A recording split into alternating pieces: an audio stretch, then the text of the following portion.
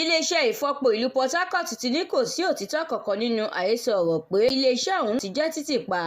Ó fìdí ẹ̀ múlẹ̀ pé iléeṣẹ́ náà ti bẹ̀rẹ̀ lónípẹrẹwu tí wọ́n sì ti ń gbé epo lójoojúmọ́. Ilé-ẹjọ́ ti wọ́gi lé ẹ̀sùn tí ẹgbẹ́ òṣèlú PDP pè tako Ayédàtiwà àti igbákejì rẹ̀.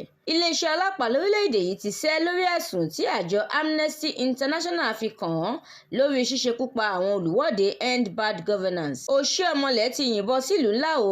Ó ní lórí ọ̀rọ̀ òmìnira ìjọba ìbílẹ̀, àwọn olè 74,500 dáa ju olè ńlá kan lọ. Àwọn oníbàárà ti bẹ̀rẹ̀ sí ní kùn ó pẹ̀lú bí Opay, Moniepoint àtàwọn yòókù ṣe bẹ̀rẹ̀ sí ní yọ owó.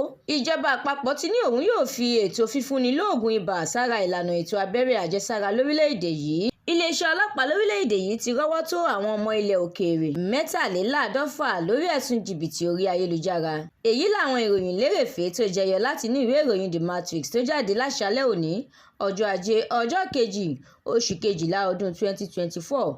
Láti jẹ̀gbádùn àwọn ìròyìn lóníranran síwájú sí i, ẹ darapọ̀ mọ́ The Matrix lórí Facebook, Instagram, TikTok, YouTube àti X.